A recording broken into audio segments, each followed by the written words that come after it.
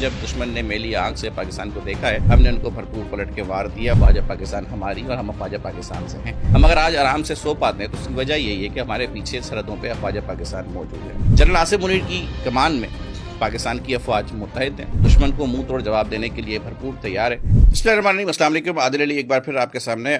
آج عادل کاسٹ کے special defence pod cost میں ہم اپنی افواج پاکستان کو خراج تحسین پیش کریں گے، اور ہم اپنے پاکستان کی عوام کی یونٹی اور سالمیت کو بھی سلام پیش کریں گے کہ جب دشمن نے میلی آنکھ سے پاکستان کو دیکھا ہے، ہم نے ان کو بھرپور پلٹ کے وار دیا، اور ان کا جو ایک خواب ہے کہ پاکستان کو کبھی ہم شکست دے پائیں گے اور پاکستان کی عوام کے اندر اتنی پھوٹ ڈال پائیں گے کہ وہ آپس میں اتنے الجھ جائیں کہ ہم ان کے اوپر حملہ آور ہو سکے اور ان پہ قبضہ کر سکیں، یہ ان کا خواب کبھی بھی شرمندہ تعبیر نہیں ہو سکتا۔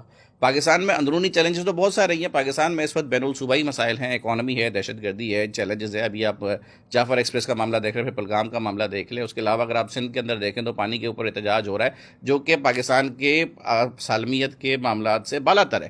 پانی سندھ کا معاملہ ہے، پاکستان کا معاملہ ہے۔ پاکستان کی سالمیت کا جو معاملہ ہے وہ پاکستان کا سب کا اتنا ہی ہے، چاہے وہ سندھ ہے، چاہے بلوچستان ہے، چاہے وہ کشمیر ہے، چاہے کے پی، چاہے گلگت بلتستان ہے۔